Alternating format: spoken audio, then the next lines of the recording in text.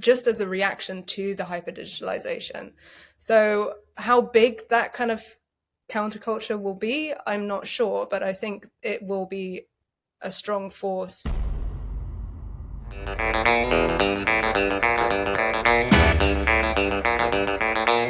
Welcome to Beyond the Beat, a podcast by Chain Store, the agency to elevate your status in crypto. I'm your host, Pedro, and every week I'll be talking to the people in crypto media. We'll be telling their stories, their failures, their lessons, and whatever tips or tricks they've got up their sleeves.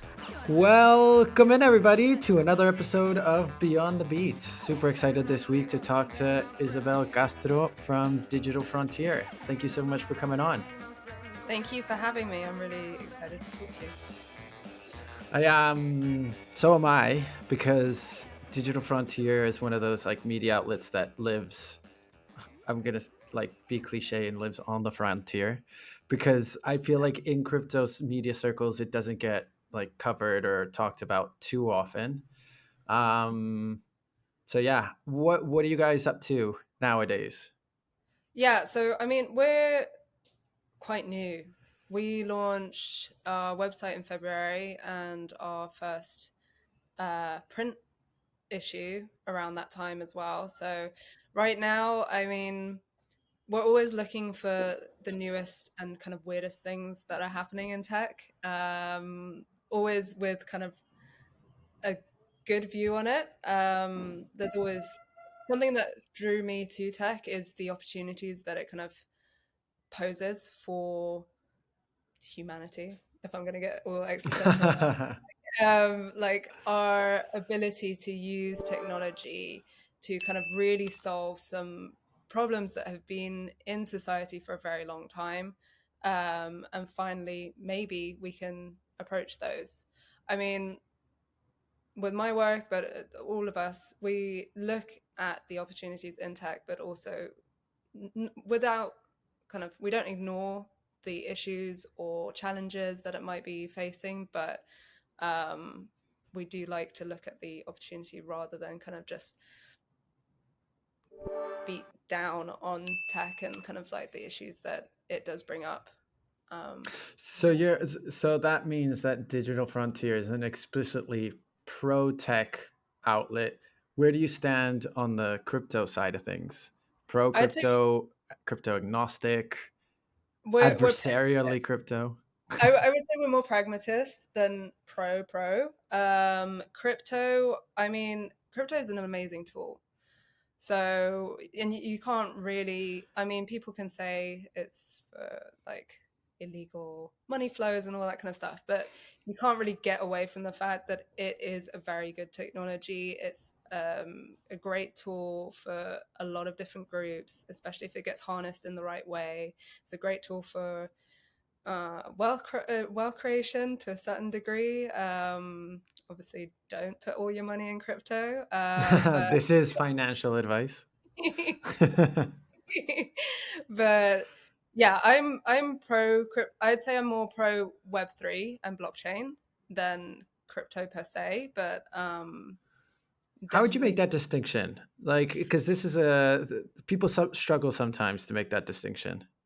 I mean, so when I say pro Web3 and pro blockchain, I think I'm focusing more on the tech behind it rather than the crypto industry itself. I love the crypto industry. I do think there are some kind of issues within it that are getting ironed out. They are being addressed. I think focusing on real world use cases is going to be a huge part of that. But yeah, I always say I'm more pro Web3, pro blockchain than crypto because of these kind of issues that need to get ironed out. And yeah, I mean, it's a new industry. It's not been around for that long, and so it's natural that it has to go through these kind of iterations and kind of really make its way through the world and into kind of mass market and mass adoption. Is there like a specific? I also think it's very like it's still crawling, Like still hasn't been able to get on its own 2 feet. Like I don't think it's even able to like walk with help. If I had to like try and visualize it as a little baby. Um, but what areas of crypto are you covering or are you most interested in? Okay, so I have gone on a bit of a tangent. Uh, Like in so life or in general with crypto. So crypto, I mean, I entered into kind of journalism in through crypto, through Web3, through kind of like NFTs and like the finance side primarily. And I do focus on that a lot, but there's also bits to that finance side and the capabilities that it has that has kind of branched off into subcultures. So for example, right now, uh, apart from the kind of real world use cases, and like I did a piece on kind of how crypto is kind of helping rural areas in South America recently, like that kind of stuff is really interesting for me. But I'm also looking at network states and kind of the capabilities blockchain can bring to governance and kind of organization and all of that kind of stuff. So I'm looking at that. And are you a techno utopian? am I a techno utopian? I am working that out for myself. Breaking Uh, news: Isabelle is a techno utopian. That's what's gonna. it's like the network state and kind of like network society kind of community is so interesting because you're really at the edge and really trying to kind of like approach. I came over, I'm in Austin at the moment, and I came over for a conference, summer camp, where we were talking about kind of network societies, and most of the conversation is about kind of like what that is, but a lot of the conversation as well is looking at society and what can be made different with the technologies we have, with the kind of the approaches that DAOs have shown us, for example, like taking that and then looking at issues that have been in society and in community building and in all of that kind of area and bringing it into the digital era and seeing how that changes things. So I think it has a lot of potential impact for like day-to-day I life don't know if in you got general, stuck even if there you're for a not second, into the or if you're whole still kind of with me. network state philosophy. And wait, I think my internet is gone. And I don't know if this is my internet. Uh,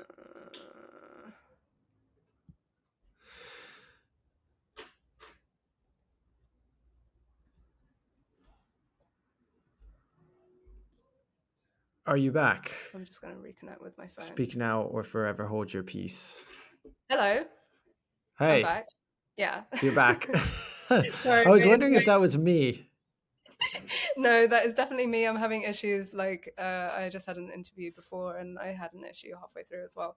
I'm now connected with my phone. Ah, okay. I hope it wasn't like a live or die interview, and it was just like a Oh, no. No. tiny source to a tiny story that you're just trying to figure out. well, well, I wouldn't say it was that. It was in background though, so it was not too much of an issue.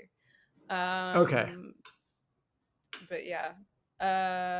So yeah, network states. Am I a techno utopian? That is not decided yet. But I am enjoying engaging in that sphere and kind of talking to people within that area a lot. Yeah. What do you think about like going into going into the media landscape, journalism, the work that we do? Do you think that some of the tools do you think that journalism and media has been has been left behind or has been slow to adopt a lot of like the crypto web3 blockchain tools that exist out there that you think could help in, say, for example, rural communities in South America, but do you think that it could help in the media landscape somehow? Yeah, I mean, I think it could in publishing and things like that. I mean, if we go, as we go kind of further into kind of censorship and freedom of speech and stuff like that, I mean, blockchain is great for preserving that, especially in kind of places where censorship is a normal thing to do. I mean, it's really helping a lot of people just get their voice out there and really get their opinions and just news in general out there. And I think that could be utilized a lot more. Um, yeah, so I mean, saying that, I don't use a lot at the moment in terms of kind of Web3 tools for my work, but I think because we're reporting on it, it will integrate at some point. Um, how that will be, I'm not sure, but definitely on the kind of censorship and providing longevity to news and news stories, I think it could make a huge impact there.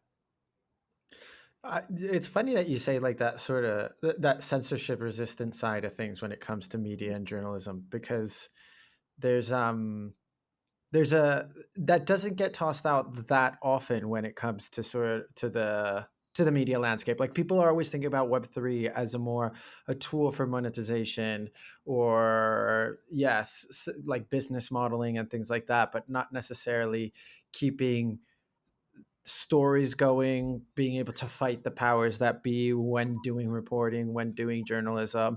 And you're right, that's like a key part of the work that we do and the work that a lot of that journalism does in general, even if like crypto journalism doesn't do that much research or like investigative pieces or like that big deep dives.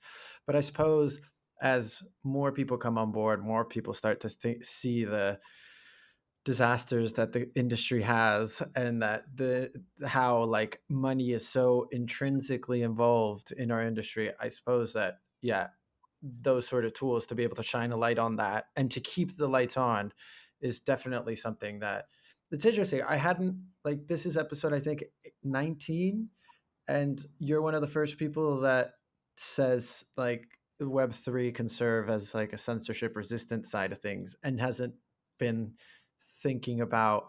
I mean, you probably have been thinking about monetization, like Web3 being used to monetization, but not necessarily censorship resistant being the first ones, being that that's one of like the main things that people are attracted by. Mm-hmm. I mean, that's the thing that attracts me, I would say. Like monetization, obviously, it's important. I mean, to keep keep the industry alive and everything. But the thing for me, and it might be, I might be a bit kind of like biased because like recently I've been looking at a lot of kind of censorship and um, tools that have been used in kind of areas that may be censored more for kind of voting and stuff like that. I recently did a piece on the Freedom Tool and how it's being used or proposed to be used in Georgia with the opposition party. That they're having an election. I think it's already done.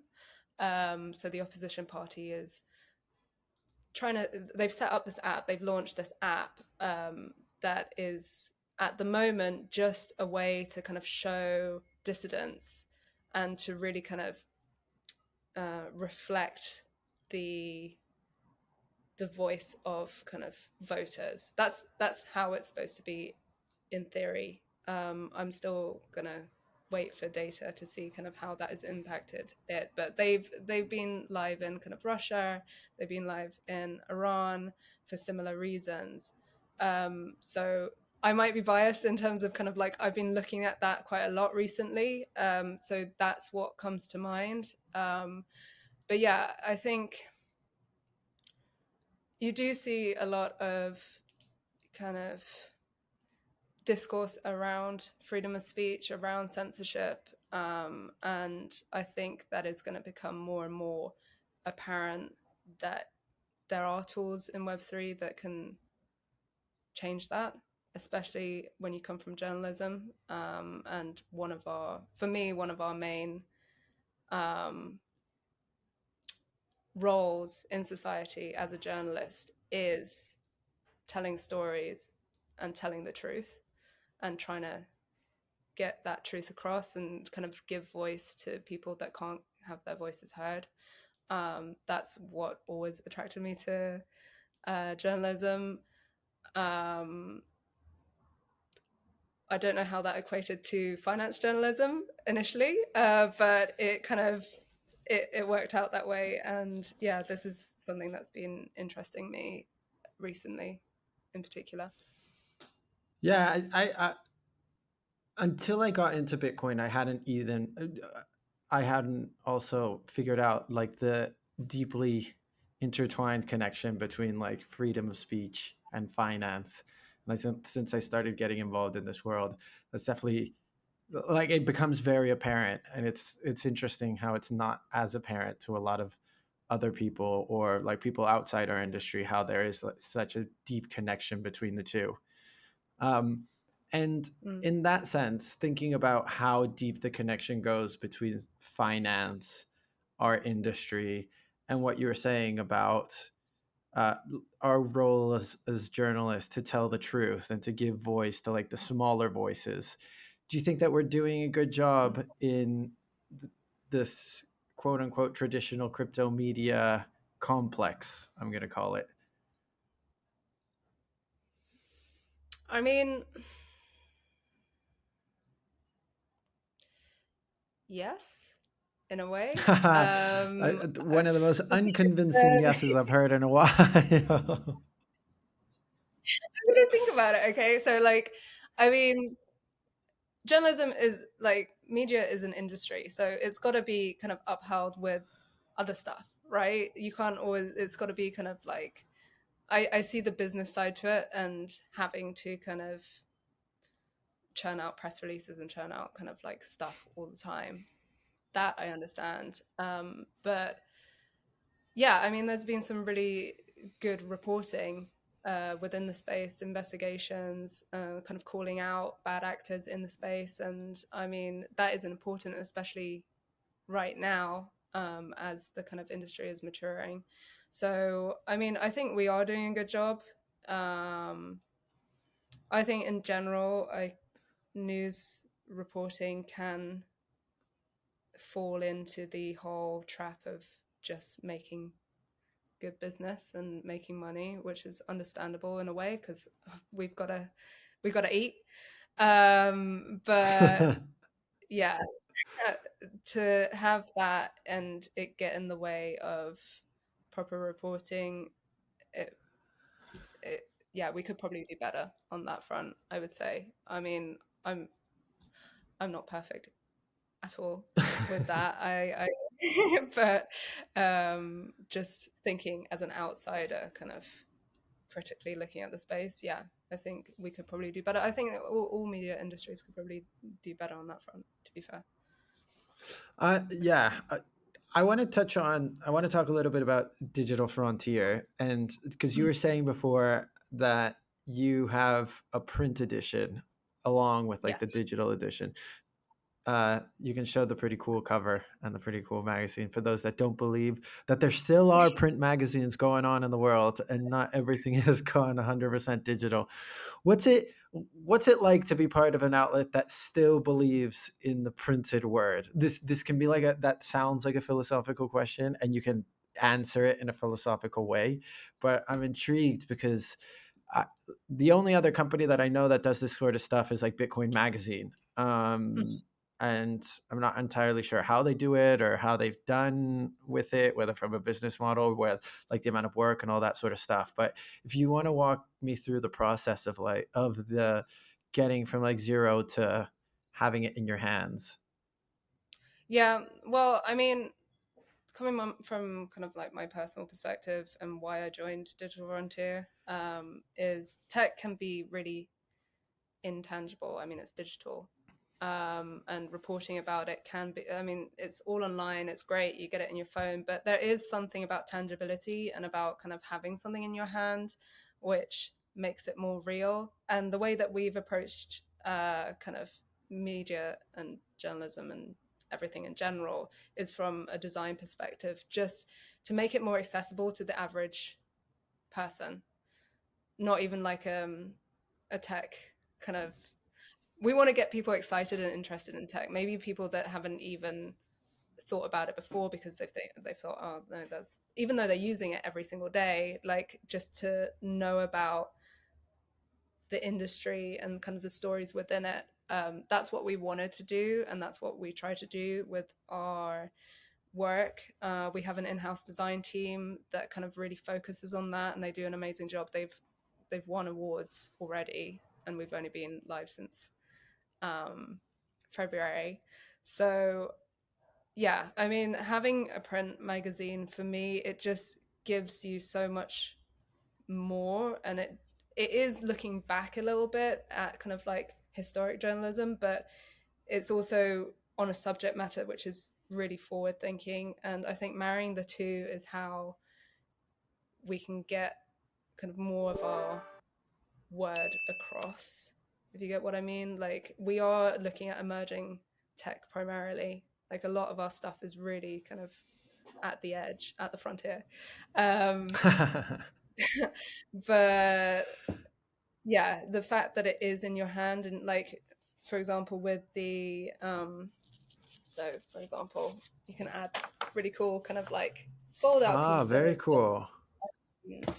Like, there's a lot of things that you can do with a print magazine that you can't really get when you get online, and it's just having those two aspects to it, which I think uh, gets people excited about what we do, apart from the stories, which we try and make as exciting as we can. What Um, what's the and you might not know, but like what's the business side of things when it comes to the magazine? Like uh I'm supposing that you ship international, you have readership across the world and all that sort of stuff, but I'm intrigued because I think most of the people, myself included, will look at a print like a magazine and think that's really cool, but how many people will actually buy it? What's, unless you have like a very clear audience that's been carved out and that wants to, that understands the value prop. I suppose that's a question. Like, is there a clear value proposition to having a print magazine? Obviously, Digital Frontier is showing that perhaps there is, but do you think that applies to other media outlets potentially? I mean, I think so. It's obviously, it's less. I mean, you're publishing online. You barely kind of like, you don't have many costs if you're publishing Yeah. online. So I mean, the profit margins are probably bigger, but I think as humans, you do kind of like respond a lot to having something in your hand. So even just having a physical copy is a nice thing. It's a like, and it's different. It's something that takes us away from our phones. And I'm a tech journalist. I love tech. I love phones. I love phone usage. But yeah, it's nice to have that break and that kind of balance as well. And I feel like you can engage with stuff a little bit more. So in terms of kind of a value prop, I think there is. I think you have to go about it in the right way. So, like with us, we have approached it very design led. So, what we wanted to create was, or is, something that can really look nice on a coffee table. You know, like it's a coffee table book. And a lot of our stories, they're not kind of news specific. They integrate the news. They are timely, but they are evergreen as well. So, I mean, you can have this artifact of kind of media and tech on your coffee table, and you can read it at the beginning of the year, you can read it at the end of the year, and it's kind of a snapshot of that time, but also kind of has ideas within it which hold true for quite a while, I would say. And I mean, we launched in February, so this is kind of like a process as well. We're constantly evolving with each issue. We're doing different things. We're trying new things.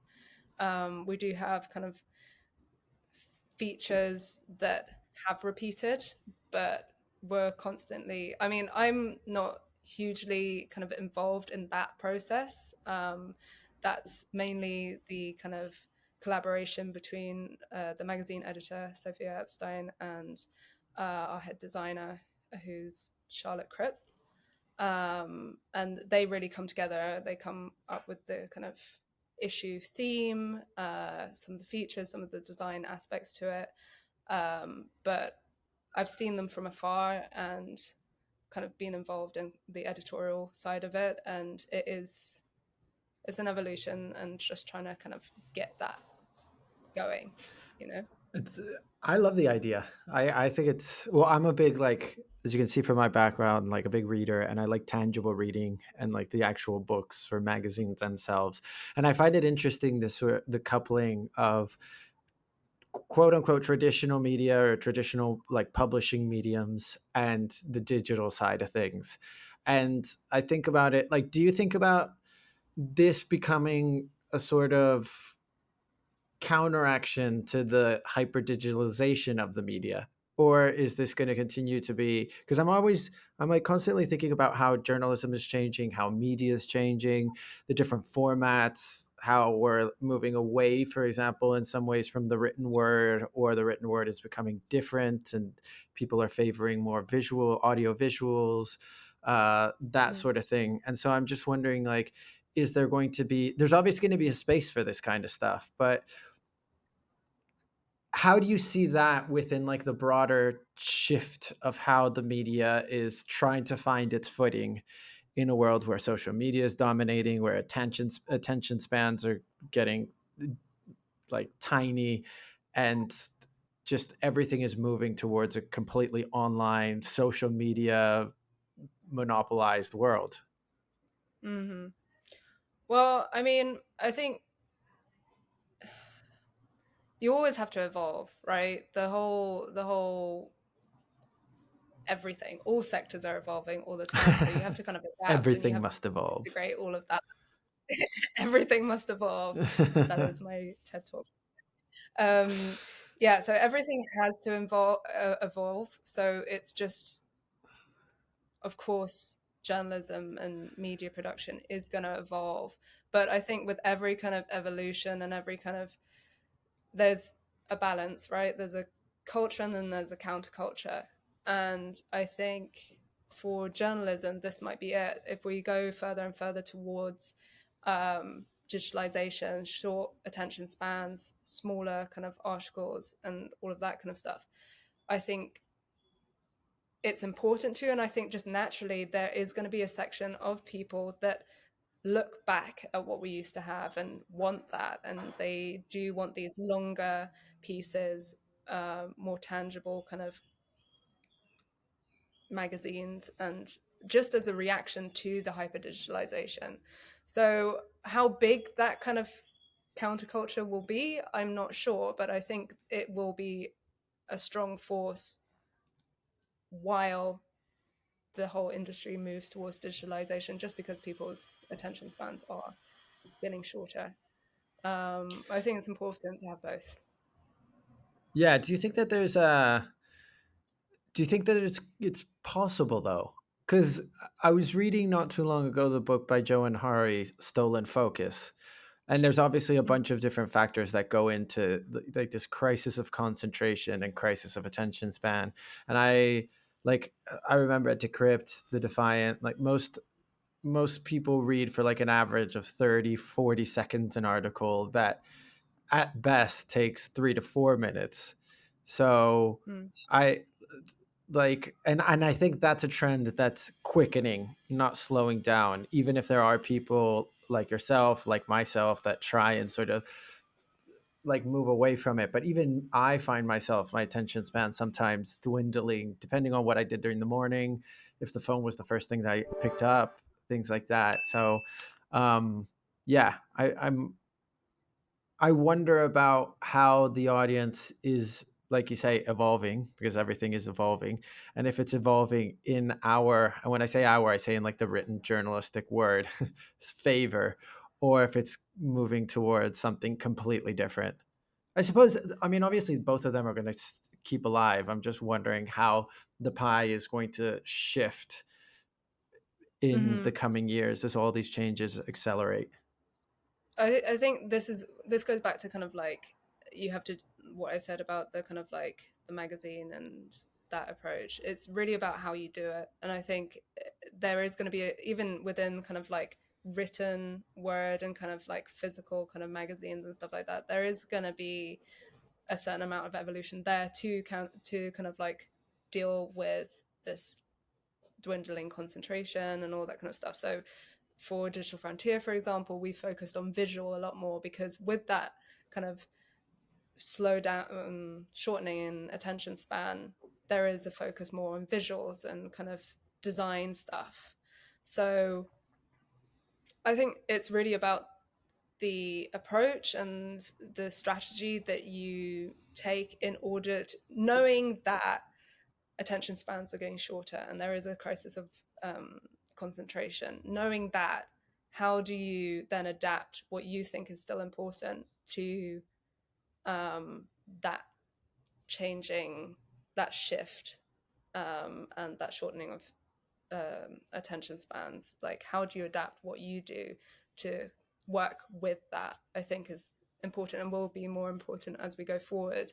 I mean, if you're talking about kind of more written word and AI and how that comes into play, I'm a firm believer, maybe because I have to be, that there is a difference between a human writing and an AI, and I think people do still see that, and they still do understand that. Um, Do they understand that though?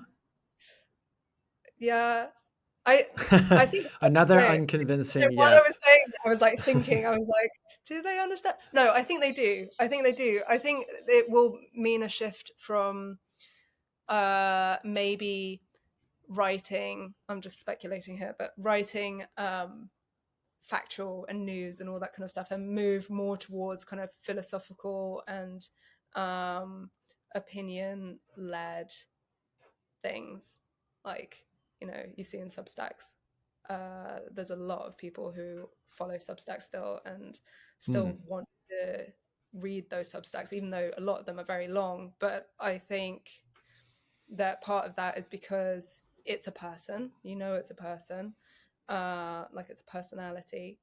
It's a lot of the time going into philosophical impacts and kind of more existential stuff and more opinion based stuff. um, I think that is what's going to differentiate us from kind of AI generated pieces, more and more as AI kind of integrates into the media cycle and news cycle and all of that. What do you think about AI though in general? This has been a recurring topic Mm-hmm. on the show.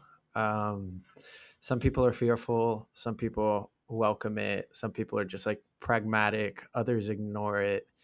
Um, I've only run into one person, Erica Lee, shout out from Decrypt, who has been a part of a newsroom which was actively encouraged to use AI, whether that's for the research, whether that's to speed up writing, that sort of stuff. Mm-hmm. And I also agree with you that there's a huge difference, also because it's in my favor, between a human generated article and an AI generated article. Um, but yeah, where do you stand on the AI becoming like a quote unquote journalist or publisher or just like aggregator of the news? I mean, I don't personally use AI. I've used it a couple of times if I've been short on time for social posts, just because it's easy. But that's only when I'm short on time, and really, the posts aren't as good. um, but I do think AI is an opportunity, just in general. It's an opportunity to make you more efficient. I know that there are kind of AIs that other people have used that I've seen, that they use it to kind of collate information quicker. Um, of course, we're still battling the whole hallucinations and like AI just making up stuff. But I think some AIs are counteracting that. I mean, Perplexity is pretty good for that, by citing. Hmm. things and actually kind of just summarizing what that site has said, and then you can go on to where it's cited and read it for yourself and be like, okay, I see where this is coming from. So AI is definitely an opportunity. It's just how we kind of, I don't think using it to write articles per se is the best use of it, Mm. personally. As a way to aggregate information and data and all of that, yes, but with citations and with an ability to check that it's not just making shit up, basically. Do you think do you see a world, speculating here, where there become more AI journalists than human journalists? Yes, I do see that, which is slightly concerning, but But think of again, all the this free goes time we'll have. yeah, but I guess yes. But again, this goes back to how do we respond as a sector?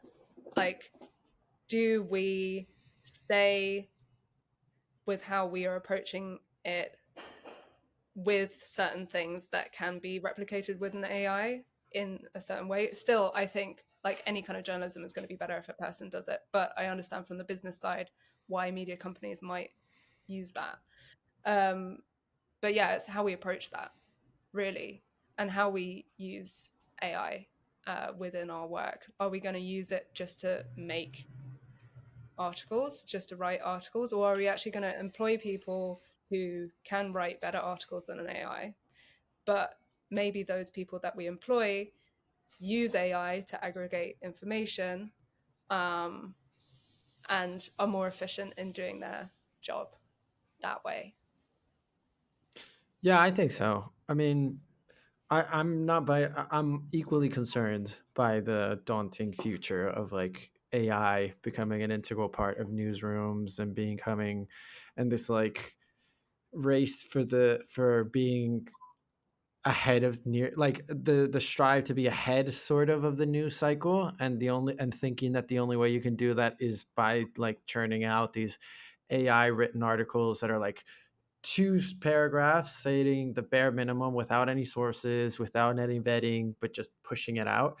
And yeah, I've been leaning, I don't use AI very much in my writing, but I've been increasingly like warming up to the idea that it will eventually be used in one way, like in one capacity or other, whether that's by the journalist or by the media outlet, or yeah, however it's going to go, or whether that's sourcing.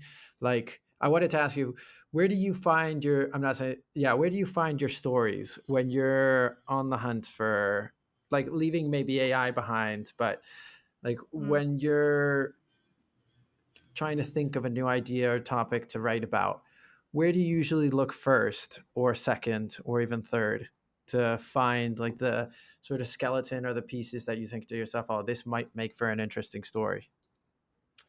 Um, I look at my Telegram conversations a lot of the time. I'm in a lot of Telegram. This is directly related to kind of like my focus on network states and kind of longevity and those areas.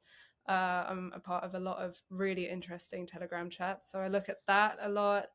I do look at the news cycle because we do like we're aware of the news, obviously, and At least we hope to be, at least. um, and yeah, but it's more about kind of like looking at the news and kind of how trying to find a different angle to it. So it depends on obviously the news story, but kind of how we approach that and what angle might be different from everyone else. So I'll still look at the news for that. Um, just conversations in my day to day life, um, in tech conferences and all that. That is a big sparker of ideas. Um, and yeah, I mean, once you get your kind of head into story creating mode, I find that things just jump out.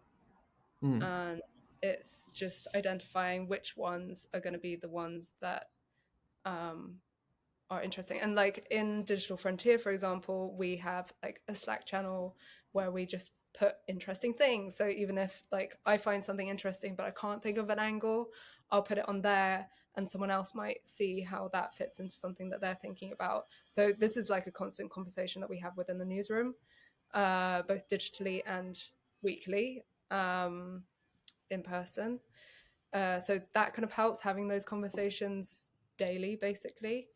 Um, and yeah, I What's mean, been it's no, yeah, carry on. what's been your favorite story to write, if you have a favorite or a couple favorites?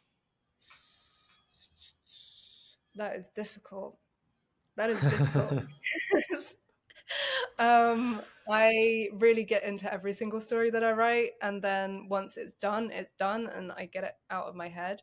I really enjoyed writing the piece that I did on cypherpunks, just because I got to go into a little bit of the history, the influences behind cypherpunks, and that was really the basis. And cryptographers as well. I talked to David Shum, um, and how that impacts what we see now as kind of quite a sector. It's a big sector. It's an established sector, but it started with an online chat. Hmm. So that was an interesting thing that still influences some of what I'm writing today. All of the network state stuff is super interesting for me. And I'm also doing a newsletter while I'm out here. So that's been great. I've really enjoyed that because that's really kind of about my interactions with the tech industry and the conversations I have there and kind of setting it within the context of the wider world and the wider kind of society and the um, different themes in the tech industry and how they're playing out in real life. So, for example, last week my newsletter was focused on privacy, and it was based on a conversation that I had with a founder of quite a big company. He exited last year. Um, I went to dinner with him and another founder, and we had a conversation about privacy and AI, and that kind of sparked the idea for the newsletter. And I also saw how it fit into a lot of other pieces that I had written and the cypherpunk stuff that I had written as well. Um, so yeah, I mean, I know it's a bit of a cop out to say every story is my favorite story. There are, At least you pointed it out. All the millions that are listening into right now are thinking to themselves, she copped out, but at least she's conscious of it. So no need to get all riled up. well, I did the cypherpunk one. If I have to choose one, the cypherpunk one, just purely because it was really interesting. I got to talk to a lot of kind of impactful people that have created the starting point for what we have now. And it continues to impact a lot of my other pieces as well. So it's got a longevity Interesting. to it. I Mhm. I find the cypherpunks fascinating, and Yeah. it like the cypherpunk mailing list and everything that went on there, and yeah, it's just so cool. And I don't know if you've probably done a bit of digging on like the Bitcoin Talk forum and the early days of when Satoshi was still around, which is like a I feel like it's always been like some sort of evolution of some to a degree of the cypherpunk mailing list. And there's just such a rich conversation of ideas, of proposals, of debate, and just a lot of the things that we're thinking about now were super present back then. And it's Mm. interesting to sort of dive back into things that were written a decade or more ago and think to yourself, well, we're living through it at the moment, and this is something that we could have avoided or thought about more or honed in on. I also share the like fascination on the digital privacy side of things. Mm. I think it's super interesting. And do you think it's possible though to be private online? This is something that I'm toying with in terms of the idea, because I think we can. Whether people and companies and innovators will really nourish that and really push that is another question. Also, whether your average person wants to have that much privacy in terms of like uh, all of the friction that it brings into kind of life. I mean, cookie banners by themselves are annoying. I do take the time to kind of like sort out my preferences, but I You're one know of a lot. those. I Yeah. am one of those. Yeah, yeah, It's yeah, yeah. Vast majority isn't one of those, and uh, they'll just lazily accept, which is I yeah, understand it. I understand it as well. I completely understand. Some days when I'm really just trying to get onto the website without any kind of pop-ups, I'll accept it. But then I look at how many people this data is going to be shared with, and then I'm like, okay, over 100 people, I'm not Hmm. into that. And then it kind of resets my approach to it. But yeah, I think there's a lot of things that go into it. I think it's going to be possible, especially with kind of cryptography. You got like zero knowledge, all of that kind of stuff coming in, and perhaps becoming more and more usable. I have, I'm very bullish on zero Yeah, knowledge. I techno have a lot of, utopia. yeah, exactly. Yes, it's, yes. Okay, maybe at the end of this conversation, I'm going to understand I am a techno utopian, and that is just I don't want this to be your like coming forward conversation of you accepting as a techno utopian, but I'm glad that one of the conclusions we're reaching.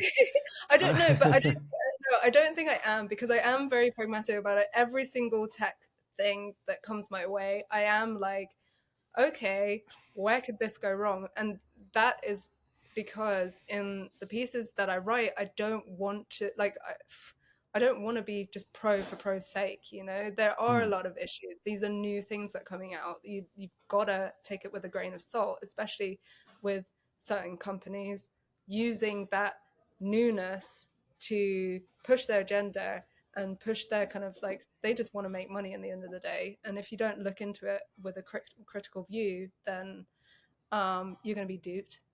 And as a journalist, I mean, you don't want to be duped.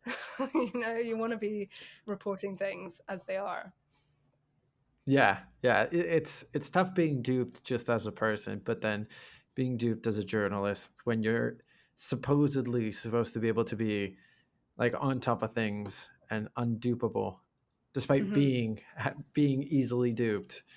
It's it's tough to get that light shined in your face. Yeah, yeah, it is definitely. Um, this has been a brilliant conversation. I always end on the same two questions. Yes. Um, because yeah, I'm fascinated by the world of books and what fellow journalists and people that write, especially, Hmm. are are reading. And so the two questions that I pose to you are: what are you currently reading, and what book are you have you been Oh, recommending lately? the sorry. Can the you the repeat that? Because the recommendation doesn't internet have kind to of be anything timed crypto out. related, although that's might be something that's you have been recommending. It can be from any walk of life. Okay. Just to clarify, because the internet cut out halfway through that, you asking me what books I'm reading. What book are you reading? If you're reading more than one, happy for you to share. And then what have you been recommending lately? Okay, so what I've been recommending lately, primarily has been True Names. I can't remember the. Basically, True Names is one of the kind of foundational books for the cypherpunks. This is what I mean. Like the cypherpunk piece really kind of impacted my life. So yeah, True Names I would say was a bit of an eye opener into kind of like the references for a lot of tech, a lot of cryptography, and how it's kind of panned out. It was really interesting to read. So I have been um, recommending that. I also read Breathe, which is a nonfiction book looking at breathing, as the title probably gives away, and looking at the science of breathing and how it kind of affects human biology, and how, for example, breathing through the mouth is very different to breathing through the nose. And the author, he did a whole load of experiments about kind of mouth breathing and nose breathing and all that. So those two are probably two of the ones that I would recommend to people. And what I am reading at the moment, I'm in the process of getting through the Neuromancer trilogy. Mm. Um, so I've read the Neuromancer. Again, this is an offshoot of this cypherpunk piece. Um, it's another impactful fiction book from kind of around that time, and has impacted a lot of things. I mean, some people have told me that it was kind of a inspiration for The Matrix, and I love The Matrix. So yeah, that was a good enough reason to start reading it. So I'm getting through that trilogy, and then Crypto Confidential by Nat Eliason. My colleague Alice Key, well, my editor, she did a piece on it, and talked to Nat, and I started reading it because of that piece. And it's really, really good. It kind of tells the story of someone who was in crypto kind of around the beginning of the craziness, and has kind of ridden the waves and the kind of peaks and the troughs and all of that, as well as having sections which explain really well some of the concepts within the crypto space, um, and like some of the historical things like GameStop and all those kind of things. Awesome recommendations. Awesome reading. I've got sci-fi sort of floating on my radar, but I still haven't like taken a proper dive into it. But slowly but surely, it's coming my way. Um, Isabelle, thank you so much for taking the time. This has been a Thank you. brilliant conversation, and yeah, I'm excited to get my digital frontier in the post with some of your writing in it. So, Yes. where Yeah. can people find you if they want to follow you, read you, hear Uh, you? so I'm on LinkedIn as Isabelle Castro, nice and easy. On Twitter as Izzy, so that's IZY Castro Writes.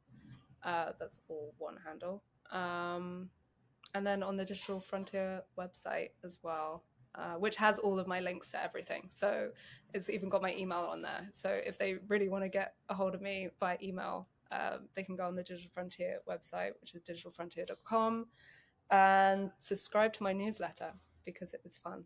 It's a good newsletter. Brilliant.